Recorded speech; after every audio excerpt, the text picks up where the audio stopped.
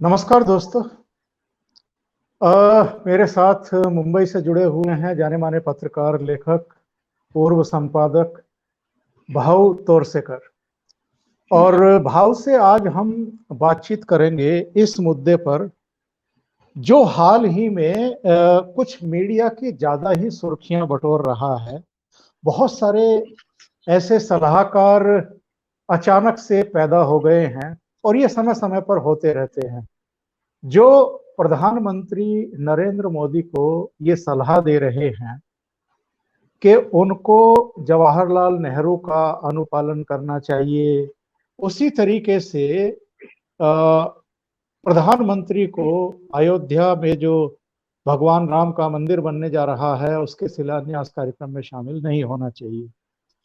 तो ये सब जो सवाल खड़े किए जा रहे हैं, सबसे पहले तो भाऊ इसी पर आप अपनी राय दीजिए कि लोग ऐसा क्यों कह रहे हैं। उसके बाद हम उस पर चर्चा करेंगे कि पंडित नेहरू उस समय डॉक्टर राजेंद्र प्रसाद के भी सोमनाथ मंदिर के लोकार्पण में जाने के खिलाफ क्यों थे, क्या भावना उसके पीछे थी। लेकिन अभी जो सलाहें दी जा रही हैं प्रधानमंत्री को कि वो शामिल ना हो, इस पर आपकी राय क्या है? जो लोग ये सलाह दे रहे हैं उनके चरित्र आप देखेंगे तो आपको पता चलेगा कि उनको प्रधानमंत्री हो या कौन जा रहा है उससे मतलब नहीं है। मेरा ख्याल है उमा भारती ने कहा ये रामद्रोही है, तो उमा जी ने उस पर खुलासा नहीं किया, लेकिन मैं कर सकता हूं कि राम श्री राम जो है, भगवान श्री राम, वो जाने जाते सत्यवचनी करके। जी। तो जिनको सत्य की नफरत है वो तो मंदिर के खिलाफ हो गए। मंदिर के बारे में, राम के मंदिर के बारे में कुछ भी हो तो एक वचनी सत्यवचनी राम इनको भा नहीं सकता। तो ये आप पहले जी। समझ लीजिए।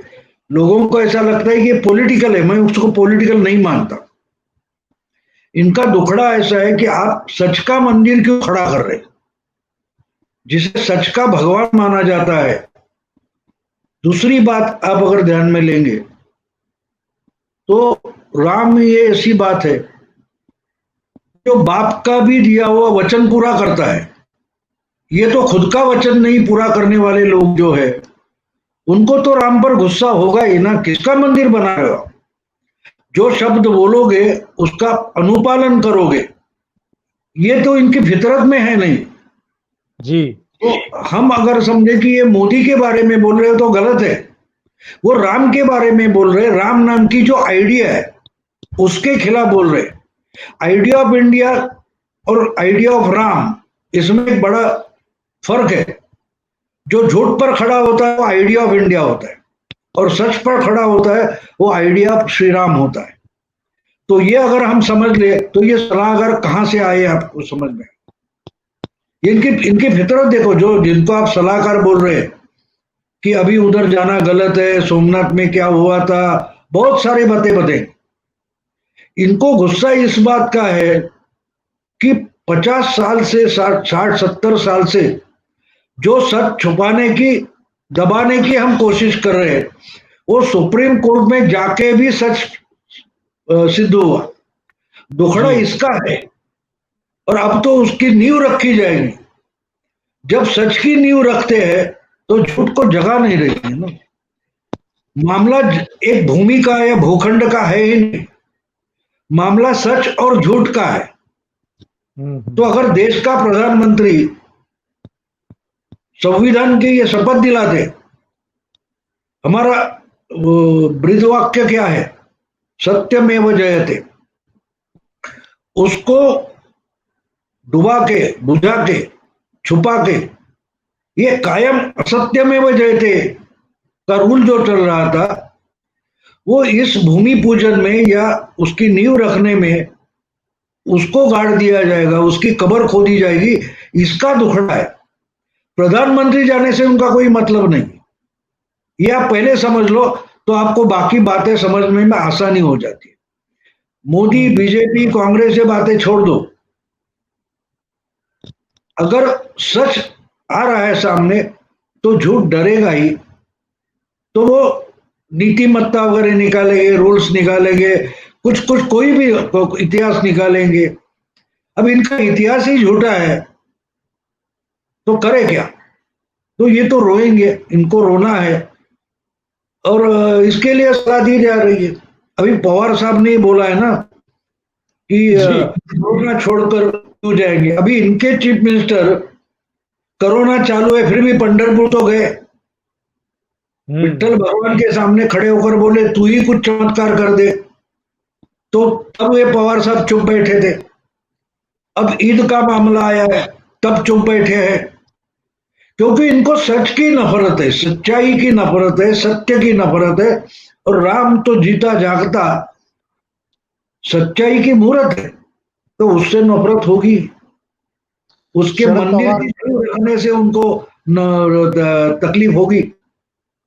शरद पवार ने एक टिप्पणी बड़ी चौंकाने वाली की, जो इरिलीवेंट भी है और आश्चर्यजनक भी है, कि मंदिर निर्माण से क्या कोरोना भाग जाएगा। तो इस तरह का कुतर्क मतलब वो पेश कर रहे हैं। मंदिर निर्माण का किसी बीमारी से, किसी महामारी से आखिर वास्ता क्या है? नहीं, टोपी पहनने से भी कोरोना जाएगा नहीं ना। ये जाके परसों ईद में इफ्तार करेंगे, तब क्या टोपी पहनकर ही कोरोना जाने वाला है? तो ऐसी बातें करते रहेंगे। क्या है, हम कॉलेज के गेट पर आ जा करते थे तो कुछ लड़के होते थे छछोरे, ये तो टीका टिप्पणियां करते रहते हैं। जी। उसका कोई मतलब होता नहीं। लेकिन अगर उस पर आप मतलब ढूंढने की कोशिश करो, लेकिन एक बात होती है कि ये जो छछोरे होते हैं, जी। ये आपका आपकी जो निगाहें खींच लेते, इसी कारण से वो करते रहते। 50 साल की राजनीति के बाद पवार साहब पहुंचे कहाँ है देखो। आप भी हम्म। कॉलेज गए, मैं भी गया हूँ। वो जो आपके कॉलेज में मेरे कॉलेज में छछोरे होते थे, कहाँ पहुंच गए? और इस निकट से अगर पवार साहब को देखो तो आज देश की राजनीति में वैसे वो सबसे सीनियर है एक्टिव पॉलिटिक्स में, लेकिन जी। पहुंचे कहाँ है देखो। निकले बहुत जल्दी थे, पहुंचे कहीं नहीं। हम्म। तो उनको नजर खींचनी है आपकी, तो अपने तरफ फोकस लाना है, तो ऐसा कुछ करना पड़ता है। उनकी मजबूरी हमें समझ लेनी चाहिए, उनकी मजबूरी हमें समझ लेनी चाहिए। भाव कई बार ऐसा नहीं लगता है कि ये लोग किस कदर कटे हुए हैं जनमानस से, लोगों की आस्थाओं से, उनकी भावनाओं का इन लोगों को अंदाजा ही नहीं है। दूर दराज के गांव में हम जाते हैं तो आज भी अब से 2 दशक 3 दशक पहले की बात तो छोड़ दीजिए, आज भी जो बड़े बुजुर्ग हैं वो राम राम कह के ही आपस में संबोधित करते हैं एक दूसरे को। अभी लॉकडाउन के समय जावड़ेकर ने रामायण का और रामायण 2 का उत्तर उत्तर रामायण का प्रसारण करा दिया, और हाईएस्ट टीआरपी हो गई उसकी पूरी दुनिया में। अब तक के जितने प्रसारण थे उनको पीछे छोड़ दिया। इसके बावजूद ये इस तरीके से राजनीति करते हैं। क्या इनको बिल्कुल जन भावनाओं की कोई मतलब जानकारी नहीं है, या ये केवल पाखंड करते हैं एक खास समुदाय के वोट हासिल करने के लिए? एक बात ऐसी हुई कि अ, हमारे मराठी में एक बढ़िया ड्रामा था, वो खूब चला 60 70 80 के दशक में। उसका शीर्षक था वाह तो ही दुर्वांची जुड़ी, यानी जी। गणपति बाप्पा को जो गवत घास की ऐसी ये देते, फूल नहीं देते, घास डालते, तो वो जो हम्म है उसको दुर्वा बोलते, दुर्वांची जुड़ी। तो हम्म। उसमें बढ़िया डायलॉग था, संवाद इतना अच्छा था मुझे याद है। तो वो बोलता है कि दुर्गंध जो होती है वो मीलों से आती है, दुर्गंध जो है वो मीलों से आती है, जी। लेकिन इत्र जो होता है उसकी सुगंध नाक के पास ले जाने के बाद ही आती है। अरे वाह, क्या बात। ये हमें समझना जरूरी है। तो जी ये जो बोलते हैं, ये आपके पास कैसे पहुंचता है? देखो, अपने आप पहुंचता है। आपको नाक लेकर उनके पास नहीं जाना पड़ता। अब ये लोगों से कटे हैं तो ये उनको भी मालूम है वो कटे हैं, उनको भी हम्म। मालूम है। लेकिन फिर भी अगर ध्यानाकर्षण करना है तो कुछ ना कुछ तो करना पड़ेगा।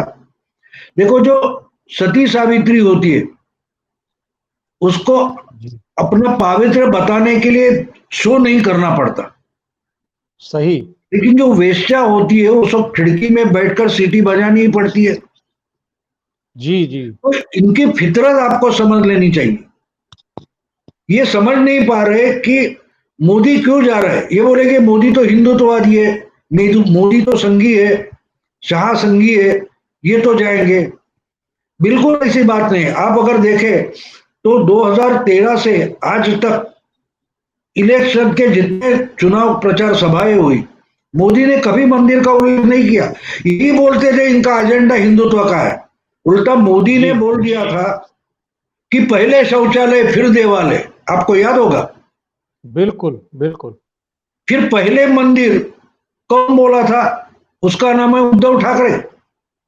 जी 2019 के जो चुनाव हुए उसके पहले जब अयोध्या गए थे उद्धव ठाकरे, वो बोले थे पहले मंदिर फिर सरकार, फिर सरकार फिर कारोबार, और फिर कारोबार उसके बाद कोरोना।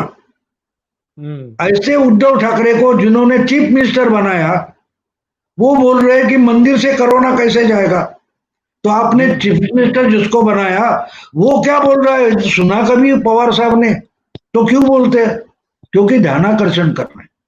उनको मालूम है वो गलत बोल रहे हैं, झूठ बोल रहे हैं, लेकिन फिर भी वो, मुझे फिर हमारे जवानी के जमाने में कोई सीने पिक्चर देखी थी, उसमें देवानंद और मेरा ख्याल है हेमा मालिनी थी और एक गाना था। जी तो उसमें वो बोल रहा है कि पल के लिए कुछ पल के लिए हमें कोई प्यार कर ले, झूठा ही सही। हमें ये समझ लेना चाहिए कि हम पर थोड़ी बात तो करो, झूठी तो झूठी, लेकिन करो तो पल भर के लिए कोई हमें प्यार कर ले, झूठा ही सही। 2 दिन के लिए कोई एतबार कर ले, झूठा ही सही। हमको ये फिल्मी गाने मजाक लगते हैं, लेकिन उसमें कितना आशय होता है देखो। जी आज जी के जी। ये सब सेक्युलर लोग जो है, जो प्रोग्रेसिव खुद को बोलते हैं, हाँ। उनके लिए ये गाना लिखा गया, ऐसा लगेगा कि लोग उनको हम्म। नकार देते हैं, फिर भी बोलते 2 दिन के लिए एतबार कर लो, झूठा ही सही। तो उसमें वो खुश रहते। अभी आपने बोला कट गए, और वो हम्म। कट गए इसीलिए ही मोदी जाएंगे। मोदी हम्म। अपनी इच्छा से नहीं जा रहे। देखो, एक बात समझ लो, इन्होंने 70 साल से मंदिर को रोका। जब बिल्कुल। बीजेपी ने या आरएसएस ने मंदिर का मुद्दा उठाया, तब से बीजेपी की ताकत बढ़ती गई। आज जी वो सत्ता में पहुंच गए, मेजोरिटी में पहुंच गए। तो क्यों पहुंच गए? कि जो सेक्युलर एक लाइन थी, वो लोगों को नकारनी थी, लेकिन वो नकारने वाली लाइन लेने वाला कोई तो चाहिए था। राम मंदिर हो, हिंदुत्व हो, ये लाइन लेने वाला कोई तो चाहिए था। जब बीजेपी ने ये लाइन उठाई, 87 तक बीजेपी गांधीवादी समाजवाद बोल रहा था। सही। 87 के बाद जब बीजेपी ने ये लाइन उठाई, तो लोग उनसे जुड़ते गए, और आज वो यहां तक पहुंचे हैं। तो लोगों ने उनको बताया है कि हमको सेक्युलरिज्म नहीं चाहिए। बड़ी तादाद में वोटिंग परसेंटेज उनकी बढ़ती गई है। तो बिल्कुल। जिन्होंने मोदी को सत्ता पर बिठाया है, तो मंदिर जाने के लिए नहीं बिठाया है, इनको नकारने के लिए बिठाया है। तो सही कह अगर रहे हैं। शायद पवार वगैरह ये कुछ ऐसा बोलते नहीं, तो मोदी को जाने की जरूरत नहीं थी। लेकिन जबकि ये लोग बोल रहे हैं कि आपको मंदिर जाना ठीक नहीं है आपका, तब मोदी का जाना बहुत जरूरी बन जाता है, क्योंकि वो लोकेच्छा बन जाती है। लोगों ने जिनको नकारा है, जो लाइन नकारी है, अगर वो उसका आग्रह पक्का किया जाता है, तो वो मोदी की मजबूरी है, उनको जाना ही पड़ेगा। जी अपने जी लिए नहीं, प्रधानमंत्री के लिए नहीं, लोगों की इच्छा के लिए जाना पड़ेगा, क्योंकि इसीलिए इनको नकारने के लिए जाना पड़ेगा। तो लोगों ने ये तय किया है कि हम कोई प्रधानमंत्री ऐसा बनाएंगे कि जो इनको नकारेगा, इनकी हर आइडिया नकारेगा। जी। तो ये सिर्फ राम मंदिर की बात है ही नहीं, हर बात मोदी को वो करनी पड़ती है कि जो ये लोग बोलेंगे ये करो, तो वो ना करने के लिए वोट मिला है। ये हमें समझना जरूरी है कि सही ये क्यों बोल रहे हैं कि उनको लोगों ने नकारा है। तो वो बोलते हैं कि 2 दिन के लिए एतबार कर लो, झूठा ही सही है। अगर मोदी वहां नहीं जाते तो इनको लगता है 2 दिन के लिए एतबार हो गया। जिसको लोगों ने सत्ता पर बिठाया वही तो हमारा मान लेते हैं। वो बिल्कुल गाना सही है बात। कोई, दुनिया है तेरे पीछे लेकिन मैं तेरे पीछे। तो ये बताना चाहते कि देखो मोदी हमारे पीछे है, जनता भले मोदी के पीछे हो लेकिन मोदी ही हमारे पीछे है। तो अगर वो करेंगे तो मोदी को भी लोग नकारेंगे, इसलिए मोदी को जाना पड़ेगा। जी ये जी। लोगों की इच्छा है। एक पुरानी कहावत है, सूत न कपास जुलाहे से लट्ठम लट्ठा। तो अभी माजिद मेनन ने, उनको इनविटेशन मिला भी नहीं है, मतलब महाराष्ट्र के मुख्यमंत्री को इनविटेशन मिला भी नहीं है अभी शिलान्यास का, उस प्रोग्राम का। उससे पहले ही वो बयान दाग रहे हैं कि उद्धव ठाकरे को ऐसे प्रोग्राम में नहीं जाना चाहिए। तो जिस तरह का काम उद्धव ठाकरे के सहयोगी कर रहे हैं, बयानबाजी दाग करके, इस तरह की सलाहें दे करके, जो थोड़ा बहुत रहा सहा इनका जनाधार बचा भी हुआ होगा, तो मुझे लगता है कि उसको भी पलीता लगाने पर आमादा हैं ये लोग। नहीं वो तो करना ही पड़ेगा उनको, क्योंकि देखो जो जो पार्टियां कांग्रेस बनी थी ये एजेंडे के लिए बनी ही नहीं थी। लेकिन कुछ लोग ऐसे घुस जाते हैं, और वो आपने अगर वो नेशनल जियोग्राफिक चैनल देखा होगा तो उसमें ये चींटियां जो होती है वो चींटियों को आर्मी बोलते हैं। अलग अलग ढंग की भोंस की होती है, छोटी होती है, बड़ी होती है, लाल होती है, काली होती है। तो उनको उस डॉक्यूमेंट्री में उन्होंने आर्मी बताया और उस पर बड़ी सीरियल बनी है। जी तो बड़ी चींटियां है, वो जो लड़ाकू चींटियां है वो कैसे उनका कब्जा कर लेती है। तो वैसे बनाती है एक प्रकार की चींटियां और दूसरी चींटियां जाकर उस पर कब्जा कर लेती। इससे बहुत सारी पार्टियां जो है उसको ये एजेंडा वालों ने कब्जा कर लिया। मीडिया देखो, मैं जी। जब 69-70 में पत्रकार बना तब मीडिया सेक्युलर नहीं होता था, मीडिया मीडिया होता था, पत्रकार पत्रकार होता था। आजकल बोलते हैं पत्रकार को सेक्युलर होना चाहिए, जो सेक्युलर नहीं वो पत्रकार ही नहीं है। तो बात ऐसी कि मीडिया काबिज कर लिया, उसको कब्जा कर लिया। तो आहिस्ता आहिस्ता लोगों ने मीडिया पर का भरोसा ही उड़ गया, क्योंकि जी एजेंडा चलता रहा। तो ये जो पार्टियां है वो इसलिए बनी ही नहीं थी, लेकिन कुछ लोग उसमें ऐसे घुस गए। अभी देखो कि कांग्रेस हिंदू पार्टी है, इसके लिए मुस्लिम लीग अलग बनी थी। जी। और उस समय का अगर हम इतिहास निकाल कर देखें तो जीना से लेकर जो सब मुस्लिम लीग के नेता थे वो हमेशा बोलते थे Congress is a Hindu party. जी आज बीजेपी हिंदू पार्टी है और उसको हिंदू पार्टी बोलने वाले अल्टीमेटली मुस्लिम लीग बन जाते। तो कांग्रेस ही आज की मुस्लिम लीग है। उस समय की जो कांग्रेस थी वो कुछ लोगों ने कब्जा कर लिया और उसको ही मुस्लिम लीग बना दिया है। जी जी। जैसे पहले आपको मालूम है कि क्या था, वो टाइम्स बैंक थी। अब ये मोबाइल आ गए तो ऑरेंज था, वो ऑरेंज से हच बन गया, हच से वोडाफोन बन गया। जी। तो वही तो, मेरे पास तो वही फोन है, लेकिन आजकल उसको वोडाफोन बोल देते। लेकिन मैंने तो लिया था ऑरेंज करके। तो नाम बदल जाता है, कांग्रेस वही है लेकिन उसकी उसकी कब्जा किसके पास है, तो वो मुस्लिम लीग के पास चल गया।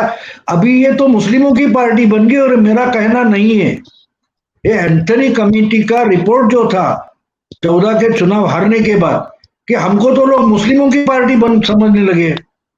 जी तो मुस्लिम लीग की जो पुरानी लाइन है वही अगर कांग्रेस लेके चल रही है तो कौन उसको बचा सकते हैं? कोई बचा नहीं सकता। तो इसलिए वो राम के खिलाफ रहेंगे, हर चीज के खिलाफ रहेंगे जो ओरिजिनल कांग्रेस की थी। तो ओरिजिनल कांग्रेस अभी बीजेपी चला रही है, मोदी चला रहे, इसलिए वो वल्लभ भाई पटेल का बड़ा स्टैचू बनाते हैं, नरसिंह का आदर सम्मान करते हैं, प्रणब मुखर्जी का करते हैं, लेकिन बोलते हैं कांग्रेस मुक्त।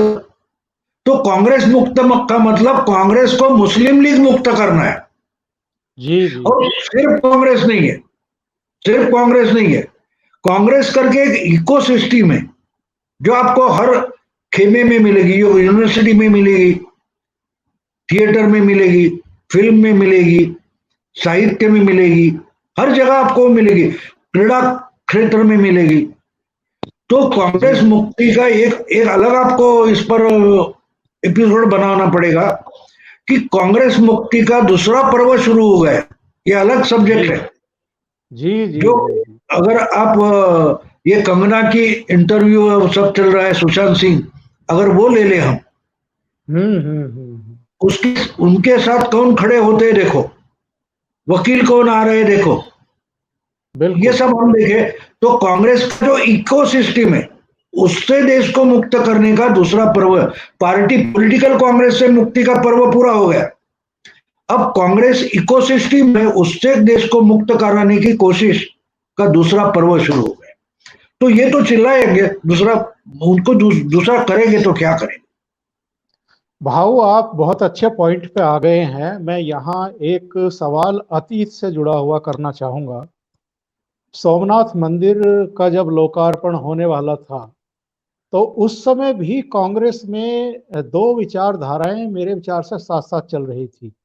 एक विचारधारा का प्रतिनिधित्व सरदार वल्लभ भाई पटेल कर रहे थे, पुरुषोत्तम दास टंडन कर रहे थे और डॉक्टर राजेंद्र प्रसाद कर रहे थे।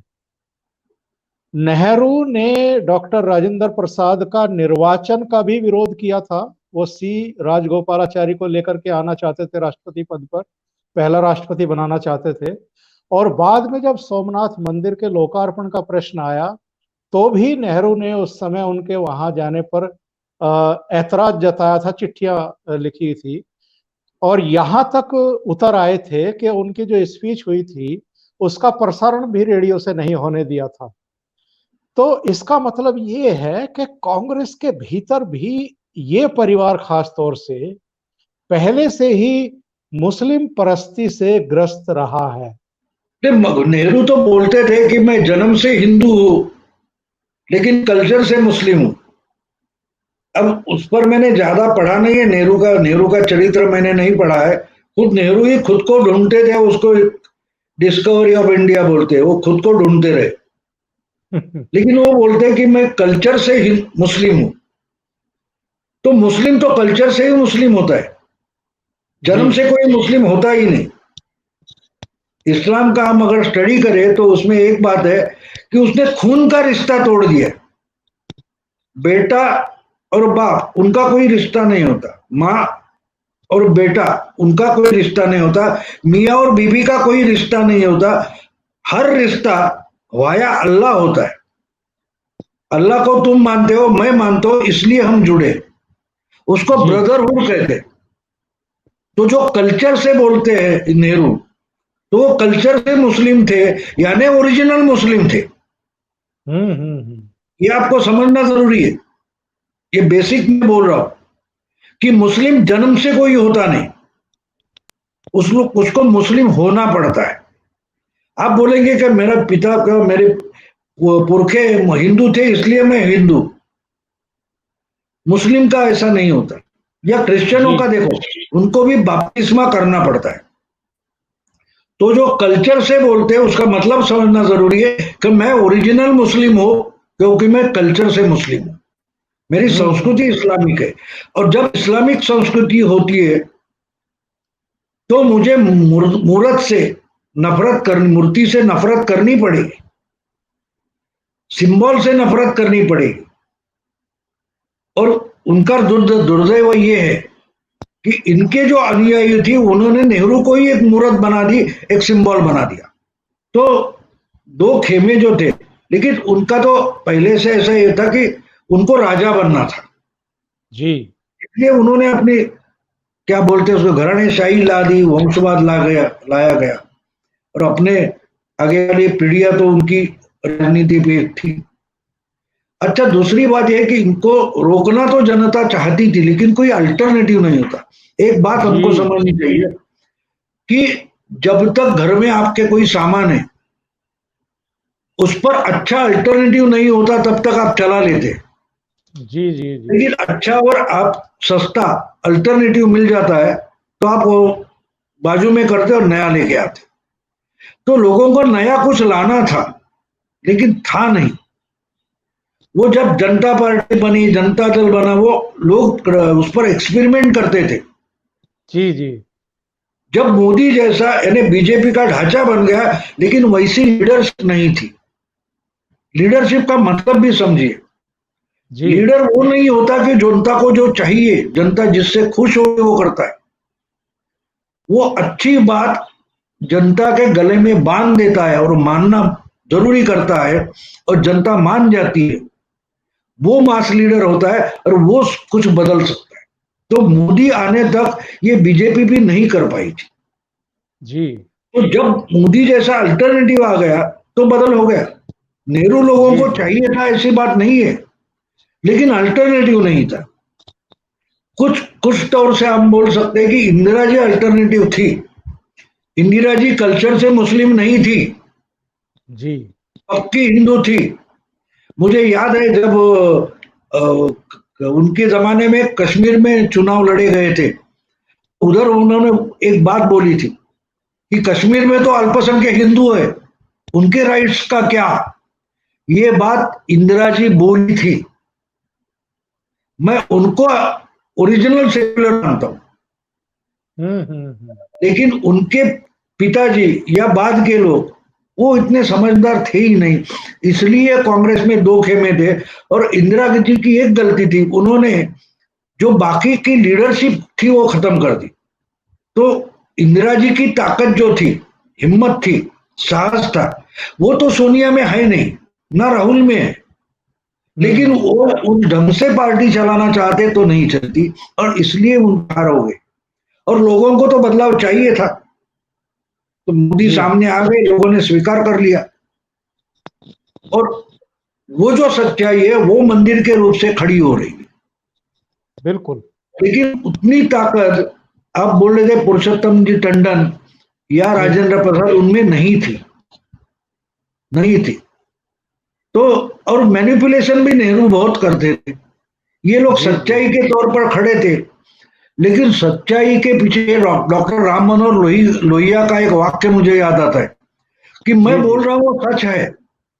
वो बोलते थे कि मैं बोल रहा हूं सच है, लेकिन दुबला सच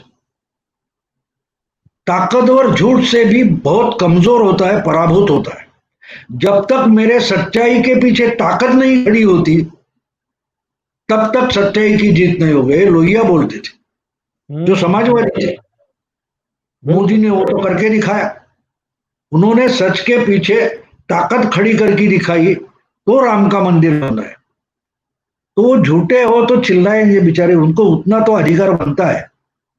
रोए भी नहीं। आप ऐसी क्यों अपेक्षा करते हैं कि जो पीटे गए तो वो रोए भी नहीं, ऐसे अपेक्षा गलत है, मैं मानता पर इन लोगों को भगवान राम से भी परेशानी है, इनको आज के जो साधु संत हैं उनसे भी परेशानी है, इनको सदगुरु से लेकर के स्वामी रामदेव हों या दूसरे इस तरह के जो भी आयुर्वेद का प्रचार करते हों, योग को आगे बढ़ाते हों, उनसे भी परेशानी है।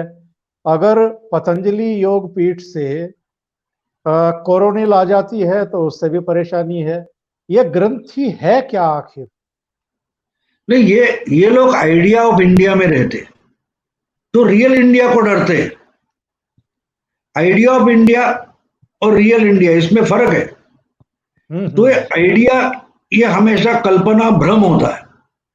तो भ्रम में रहने वाले सच्चाई से हमेशा डरते हैं। मैं एक छोटी सी स्टोरी आपको बता दूं जी कि एक बार सूरज इंद्र के दरबार में जाके बोलता है कि मैं 24 घंटे ड्यूटी क्यों करूंगा, मुझे भी छुट्टी चाहिए। नहीं सॉरी, अंधेरा जो है वो अंधेरा इंद्र के पास जाकर बोलता है कि ये सूरज मेरे पीछे क्यों पड़ा है, जहां जाता है मेरे पीछे पड़ा रहता है, आप उसका कुछ बंदोबस्त करो। तो इंद्रदेव बोलते हैं जाओ सूरज को पकड़ के लाओ। तो सूरज हाजिर हो जाता है। तो इंद्र ने पूछा क्यों उसके पीछे पड़े हो भाई, अंधेरे के जी अंधेरे के पीछे क्यों पड़े हो, जी उसको क्यों तकलीफ दे रहे। तो सूरज हाथ जोड़कर बोलता है कि कौन है अंधेरा, मुझे तो पता ही नहीं है, मैंने क्या उसको तकलीफ दी है, उसको बुलाओ सामने, मुझे मेरे बता दो। हाँ तो इंद्रदेव किसी दूत को भेजते हैं कि भाई चल तुझे बुलाया, सूरज वहां आया है। तो मैं नहीं आऊंगा बोलते हैं, सूरज के सामने तो मैं नहीं आ सकता। तो इतनी सीधी सादी बात है। इनको हाँ नफरत किससे है देखो, इनको सच्चाई से नफरत है, इनको सच्चाई से डर है। वो बोलते कि सच्चाई है ही नहीं, वास्तव में झूठ नहीं होता, अंधेरा होता ही नहीं। सूरज जब दूसरी बाजू में जाता है पृथ्वी तल के जी या डूब जाता है तो हम उसको अंधेरा बोलते हैं, क्योंकि अंधेरा होता नहीं है। सूरज एब्सेंट होता है उसका मतलब अंधेरा होता है, लेकिन अंधेरा नहीं होता, क्योंकि अंधेरा होता ही नहीं, अंधेरा होता ही नहीं। तो ये उसको डरते हैं, अंधेरा ही कल्पना है और ये कल्पना रो रही है। हम आवाज सुनते हैं क्योंकि हम समझते ये है, वो है ही जी नहीं। जी जी जी भाऊ, आपका बहुत बहुत धन्यवाद, आपने इतना समय निकाला और बहुत विस्तार से इसके सभी पहलुओं पर प्रकाश डाला और हमारे दर्शकों को ये समझाने की कोशिश की कि इस सच्चाई को ये लोग स्वीकार नहीं कर पाते हैं और इसीलिए जो भारतीयता से जुड़े हुए, हमारी आस्थाओं से जुड़े हुए, सच्चाई से जुड़े हुए प्रश्न हैं, उससे ये लोग भागने की कोशिश करते हैं, उनको नकारने की कोशिश करते हैं। भाऊ बहुत बहुत धन्यवाद, नमस्कार।